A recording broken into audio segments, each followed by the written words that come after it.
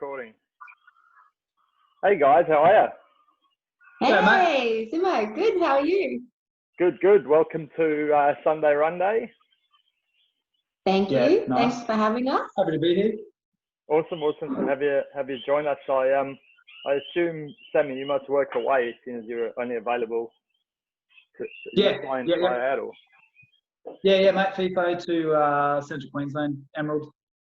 He's a hard man to get a hold of. Week on, week off. So yeah. Well, I appreciate you giving up your precious weekend or part of it to come and have a chat to us. That's pretty cool of you. Hey man, anytime. It's all good. I'm trying to see around the corner what beer you got in your hand there. That one. Yeah. I've got what are you drinking? Oh, cheers, Simo. Yeah. Nice. Glasshouse. Someone from the Glasshouse Breweries, which is local up here. Hey. Yeah, nice. That's Good how you do it.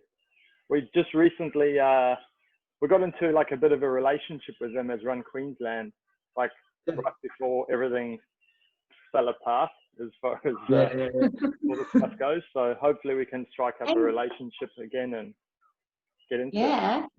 Nice, man. Keeping it local. Drinking from a glass. Fancy boy. Ooh, Yeah, I do from time to time. This is when I want to talk running, I drink from this one. Yeah. Very nice. 2016, I went and did the New York Marathon. So yes. Hey. Sweet. We have a giggle because all of our coffee mugs and we've got like takeaway coffee cups, glasses from Surf Coast Century. All of our cups are running race related. Yeah, perfect. And probably loads of your clothing as well, right? Yeah. Couple of race tees in there. You mentioned Surf Coast. I didn't do like a lot of prep for these sorts of things. I just want to have a chat, but I did. Have you ever been onto Ultra Sign Up, the American website? Have you ever been on there? Yeah, every year trying to get into the Western States lottery for the past 4 years. Yeah. Well, I had a quick squiz yesterday because I was like, we know you guys. I haven't even introduced you guys yet, but for everyone listening at home, I probably should have done that. These bloody guys. Meagan and Sammy Brown, I'd describe them as the first couple of the Black Hole 100. Yeah. Club. Yeah, nice. Yeah. And Southeast Queensland running royalty to some degree. Depends who you talk to, I guess. Yeah. But I guess that's probably how. I mean, we haven't actually crossed paths too many times, but I had a quick squiz to see. It's like, you've done the Black Hall 5 times each, your inaugural 500 club members. But I wanted to see what else you'd been up to, and I was like, holy smokes, you guys are bloody. We dabble in a bit of running. Yeah, I think when I searched Sam, I had to search Sam and Sammy because you came up under different aliases. Yeah, it depends who. Yeah, she signed up for a couple. I signed up for a couple, and there's a couple under each name. One of us needs to do something about that. I like to stuff up entries and flights just anything. And so Sam's name is one of them. Sam. You know when it's actually quite important. I don't know if you know, especially for what's the one in Mont Blanc called UTMB. Yeah. Because you need to get the points, and it all goes through the ITRA. Yeah. And if your name's different, then you're not going to have the right amount of points about. Well, you probably will, Sammy, because both of your aliases have got enough points. On both of them. A couple of points. And then Meagan, yours comes in under your maiden name with a lot of your early days. That's right. Meagan Brown, a few there. Thanks, Simo. I didn't realise that. We'll do some live admin later. I never really thought much about it, and it's something I learned last year because people enter races and they put their nicknames in and they put all sorts of names in, and I was getting emails. It's like, who is this person? Like, and Yeah. they're not, you can't find out anything about them. Yeah. So Sammy, I think I saw your, I knew you'd run the Rail Trail miler year before last. And, but you actually ran the Glasshouse 100 mile, like going back a fair while. Yeah. I ran the 100K a couple of times as my first 100K, and second, I think it was, maybe third, and then jumped into the mile there as well. A few years ago. 6 years. 6 was it? Yeah, right. Yeah, that sounds about right. Yeah. 2014, did you say? Yes. Sounds about right. Yeah, cool. And you've racked up a fair few hundreds well along the way, and I was thinking, because I only started trail running in 2013 or thereabouts, but you guys have been around for, I think your records go back to at least 2011 for both of you. So I think that's right. Yeah. We both probably jumped in around then. Yeah. Sounds about right. Yeah, I can't remember when my first surf course was.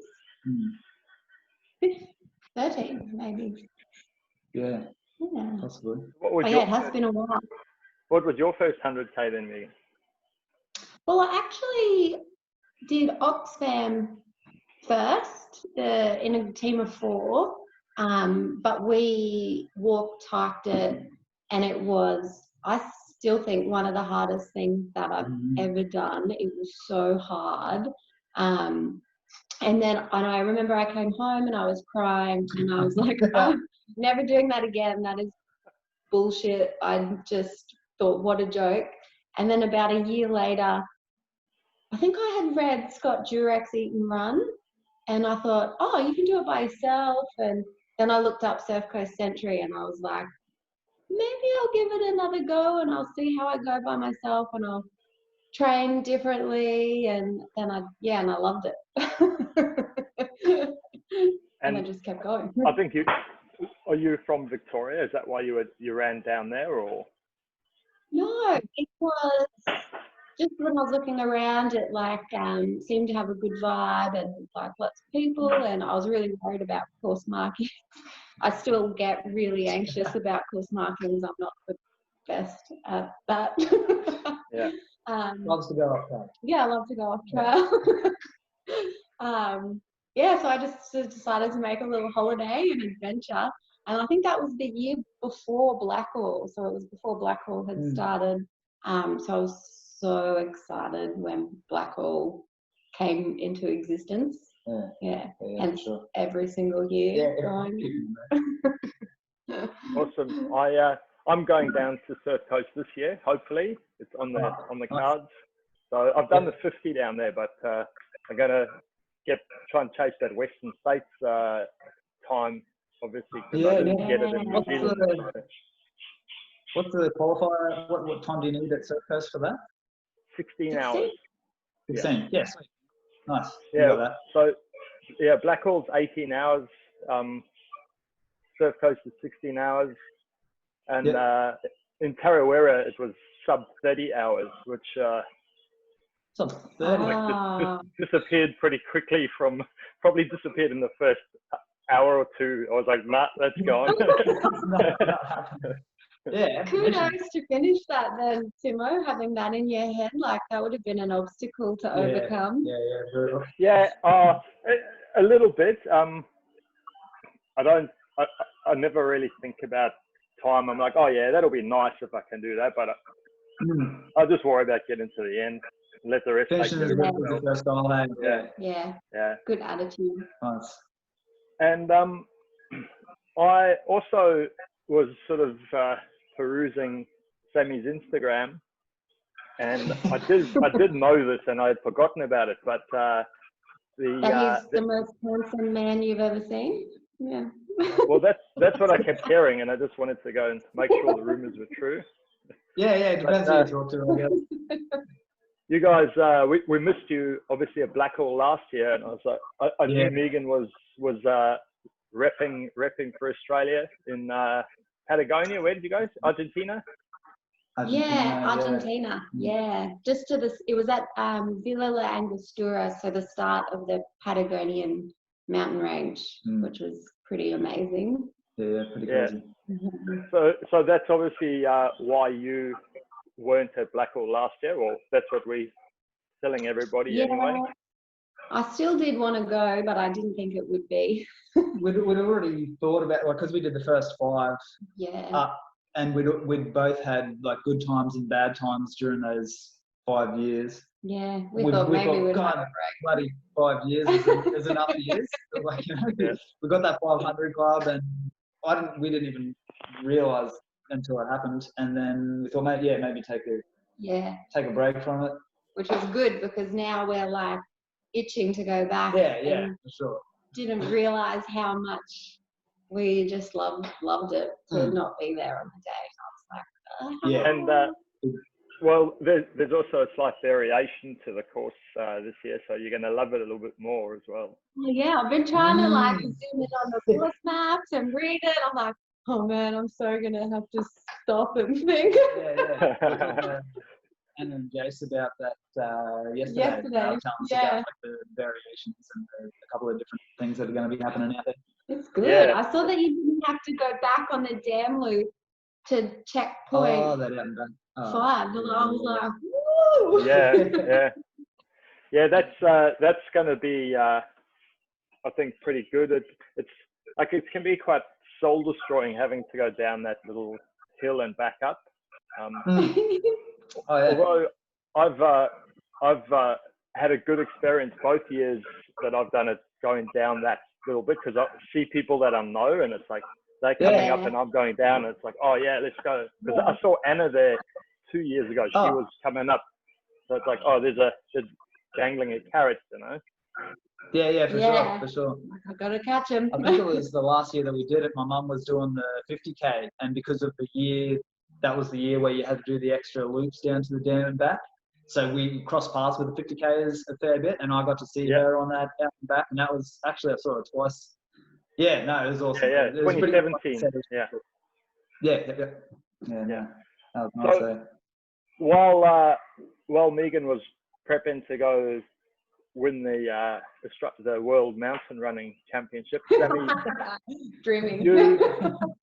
You took on an FKT, which we don't see or hear too much about, like in Queensland or Australia, really. I know it's a big thing in different places around the world, but that was really cool. That was Carnarvon Gorge. Carnarvon Gorge, yeah. So there's only like you said, it's not huge in Australia, massive in the States, and around the world. I think there's a few more. There's a handful down under.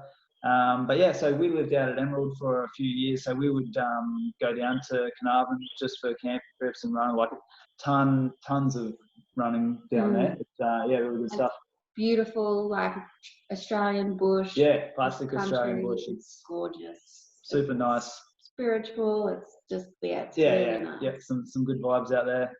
So it's one of the great walks. So it's like got camping sites and water available out there, and it's 86k, a bit over 2,000 meters vertical.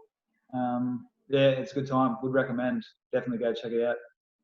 So that was unsupported. Man, you're not going to get, like, if you want support out there, it's because it's like you go to Emerald, which is in the middle of nowhere, then you drive another 2.5 hours to get to Carnarvon Gorge, and then once you're on the back of that loop, you're hours from anybody. So remote. It's so it pulls me up. It's super remote, really technical. It's rocky and rooty, and it's a good time out there for sure. Yeah, cool. And so that was about 12.5 hours or something, I think it took. Yes. So we've had some good times and some bad times out there as well, as you do with the long stuff. We first dreamt it up because this is going back quite a few years. We've spent a heap of time out there, like before this FKT thing. We'd spent a ton of time out there, and then we'd explore the starts of the Great Walk. Because it's a loop, you go through the gorge and then it comes out on the other side, so we'd suss it out. We're doing out and back on one end and out and back on the other end, and sort of piece bits together. And then, we had a couple of 100Ks under our belts and miles at that stage. So we're like, oh, sweet. People take 5 days to hike around it. We'll just go be heroes and run the whole thing in a day. It's 86K, whatever. We'll figure it out. We're definitely overconfident. So, oh man, yeah, we dropped the ball pretty hard on that one. Long story short, we ended up getting massively lost and choppered out on our first attempt. Dude, I'm still getting it at work. Like, if anybody asks me about going running, if I'm going to need a chopper to come and pick me up, or I'm still getting that. I'm just like 5 years later. It's unreal. So then the next year we went back there to save face and completed the loop. I think we did 15 hours together, 15 or so, and then had another hit and miss with a mate of mine, then another one with Chris, the Professor Jacobson. We did like 13 hours, and then I thought it's about time to put on my big boy pants and go do it by myself. And did it in 12 and 12, and pretty keen going back again this year. I don't think I've had my best day out there, so I'll probably go back. We'll definitely go back this year. Sam is obsessed with it. I can't get enough. I can't get enough. Black. It's his jam. It's like, I was out there for 12 hours. You don't see a single person. You don't say a word. You're just out in the middle of nowhere. Yeah, nice. And so you still have the FKT? Yeah. I was hoping someone would. I've had some fellas send us a message about some information, and I'm all for like pumping them up and whatever they want to know about it. If they want to go have a crack at it and get a better time, and you know how it all works. Like, friendly competition out there in the middle of nowhere. I'm pretty nice to have a crack at it for sure. So what's the process? I saw there was a website or someone you had to contact to get it verified or validated, or so there's the fastest known time website, and you just have to I just spent a ton of time reading on all the information, the hoops you have to jump through, just according to verifying the run, pretty much. Tracker. Yeah, use a proper GPS, use my watch. You also have to take photos. They recommend taking photos and sending the original thing, because it's got metadata in it, so it'll tell you where you took the photo and when. Took some pics on the way, as you might have seen. Just a lot of information verifying that you were where you said you were at that point. Yeah, cool. What an awesome adventure. Oh, well, it's awesome. Myself and my wife Stacey, it's not an FKT attempt, but we hopefully in about 2 weeks' time we're flying up to Townsville, and we're going to do the Hinchinbrook trail. Nice. So we're just and we're going to. She's not big on camping on the island, so we're going to do that in a day. It's like 30 something Ks.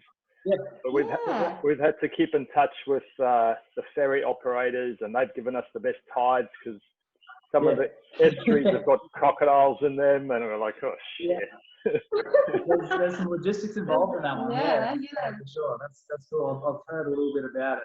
I think you're going to have a really good time out there. Yeah, it sounds beautiful. It sounds well, gorgeous. it looks beautiful. We actually had it all booked in to go like around about Easter time, and we had to cancel it all. So as soon as they said you can move again, Space was straight onto it. When can we come? And Spencer? Spencer won't be coming with. My mum will be looking after him. Yeah, sweet.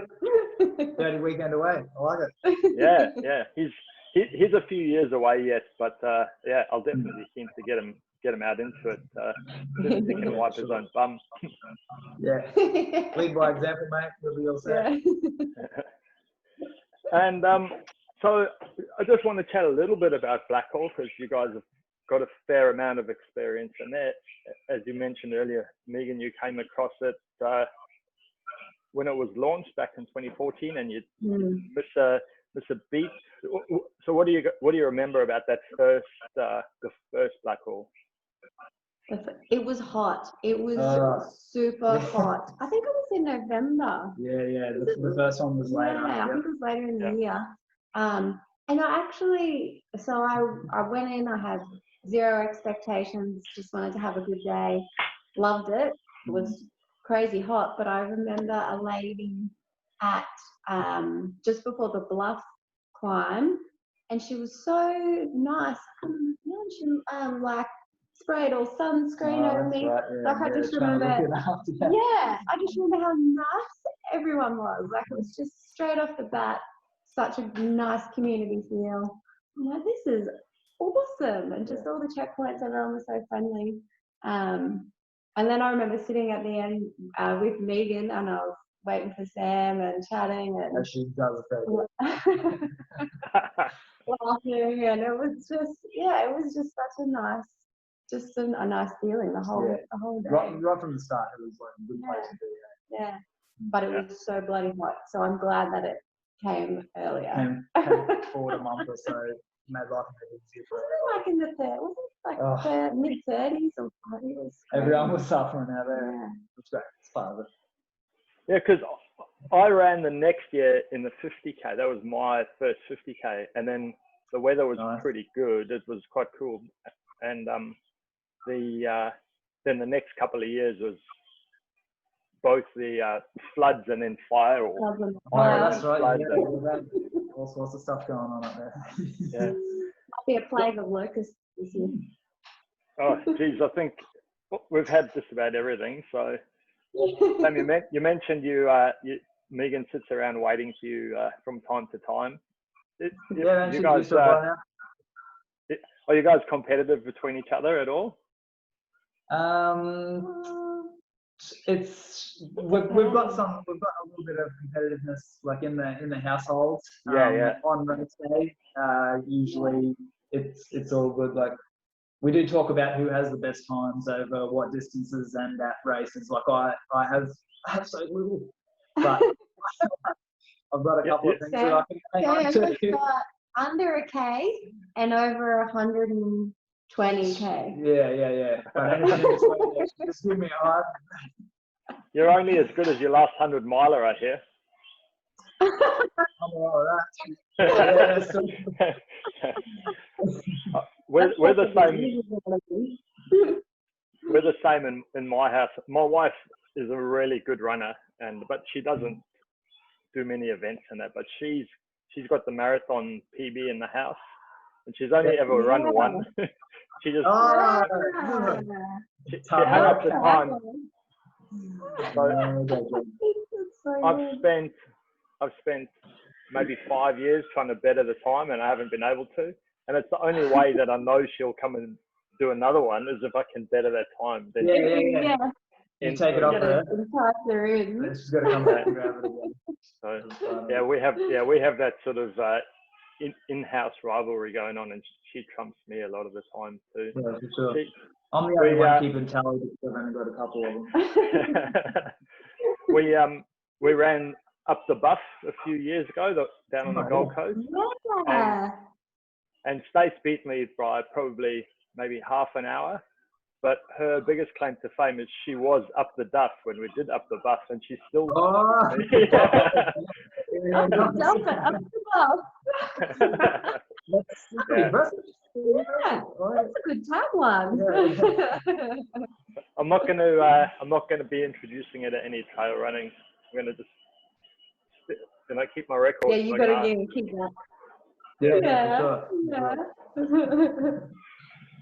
And I must say, Sam is a good sport about with being competitive. In races, I tend to either go like 150% or negative 50.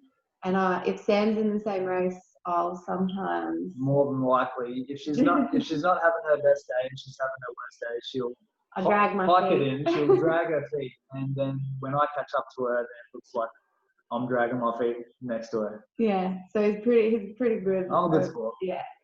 Is that what happened in 2018 when because you guys always...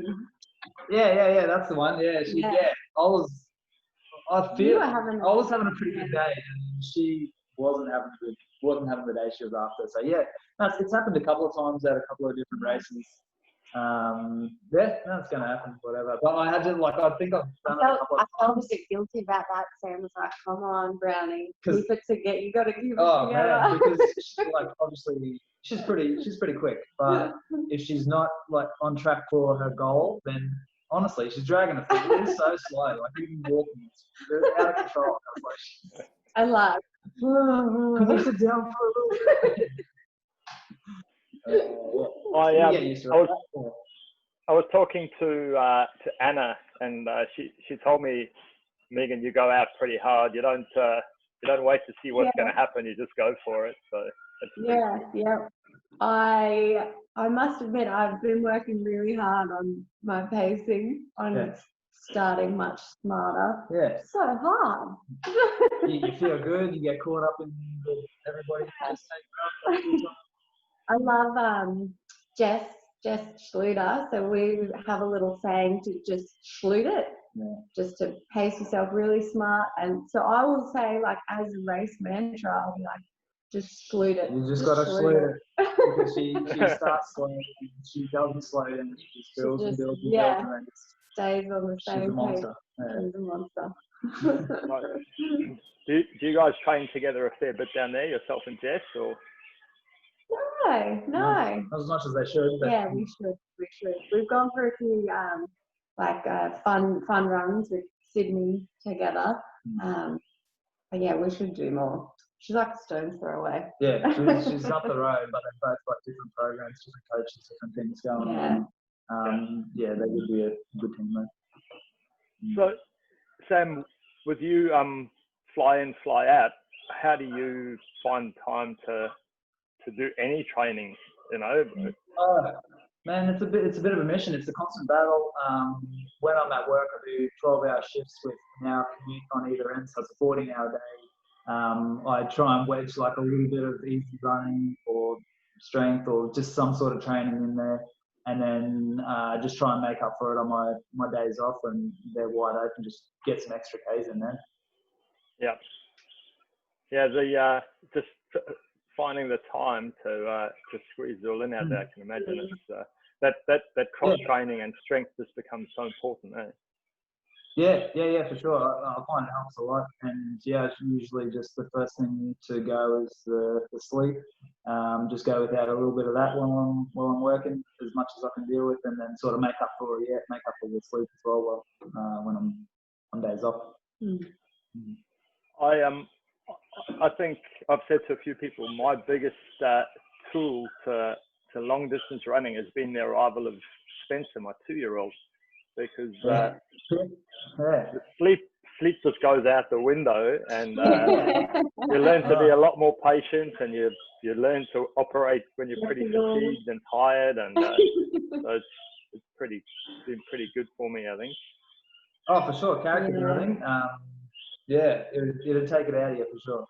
Especially when you come off night shift. Yeah, I'm a zombie after nights. The first day is a write-off at least, and then the next few days are pretty rough. And so you mentioned 120 Ks. That was the Labrado. Was that 2 years ago? Labrado Ultra Trail. See, I told you I did my homework. Yeah. That was. I've done that twice. Well, we've been there twice. We've been there twice. We finished once. It's a long way to go not to finish it. The first year we went there, we had zero idea about European vertical. It is a whole nother thing. It's just like hours of that. I'm not expecting it. It's out of control. Crazy. So we thought we were prepared for it. We weren't prepared for it.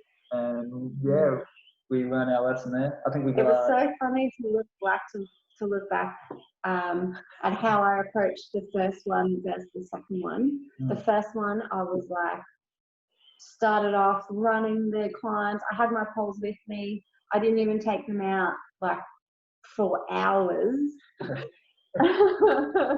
And then, so the second time when we went back, I started pretty much just hiking the climbs. I had my poles from the start to the finish, and it was just make your life easier. Much more enjoyable experience.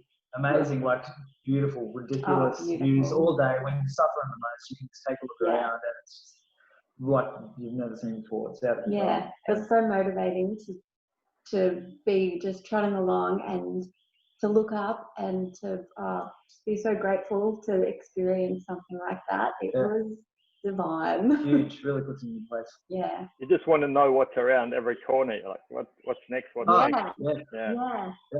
And it was so hard to go there with neither times tapered because we go and we're like, oh, that's right, yeah. we want to see everything. Yeah. So just hiking and hiking every day leading up to it, just trying not blow yourself out, but just so much to see. Yeah, and then you're pretty stuffed by the time you get to the start line, but it's part of the adventure. It's too good not to. That one had an 11 p.m. start as well. Oh yeah. And we almost bloody slept in on the second time we nearly missed the start.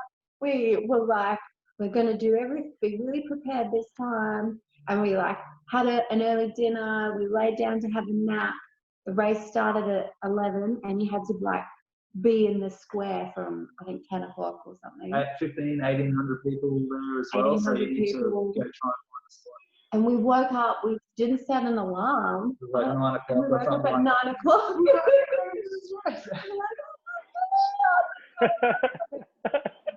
And we'll say if we missed the start of that, we just couldn't tell anybody that we slept in and missed an 11 p.m. start.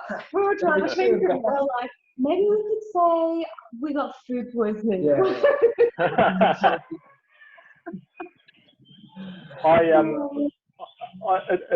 I missed the start of a race once, and I turned up. It was a local Brisbane, like the Brisbane Half Marathon or whatever. Yep. And I turned up. I was like 20, 25 minutes late, and they were like, you can start if you want. So I went, all right, I'll start. And I took off. So my mission was not to come last, and I ran. I've just about burnt all my matches for 15 Ks, and I finally caught somebody. And then I was like, I'm just going to stick with you. Hey, bud. Yeah. 25 minutes. Hi, Spencer. G'day, mate. How's it going? How are you going? What are you doing? He can't hear because I got the earbuds on. Wave, bud. What's going on here? Yeah. Okay, say bye. Bye. All right. See you, mate. Little kitty. He's at the window. He wanted to come out. I could talk to you guys for ages, but people start to lose. They start to lose focus if we upload too long a video onto YouTube. So we better. We'll stop recording and we can keep talking. Have another beer.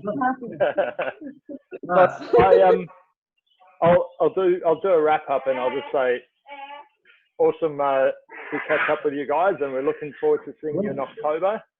Are we going to see you Are we going to see you at Rainbow Beach? Are you coming up to Rainbow Beach? No, that's the weekend of Carnarvon. Oh, yeah, we're going back out to Carnarvon. All right, we'll excuse you from that one then. Thanks, mate. I'll make sure it's on the step. Yeah. Make it worth it. Yeah. Okay, cool. Well, I'll say thanks heaps for joining us. We appreciate it. We're going to see you in October, and good luck with all your training and all that. Hope it all goes smoothly for you, and we'll catch you later. Thanks, man. Appreciate it. Oh, Cheers.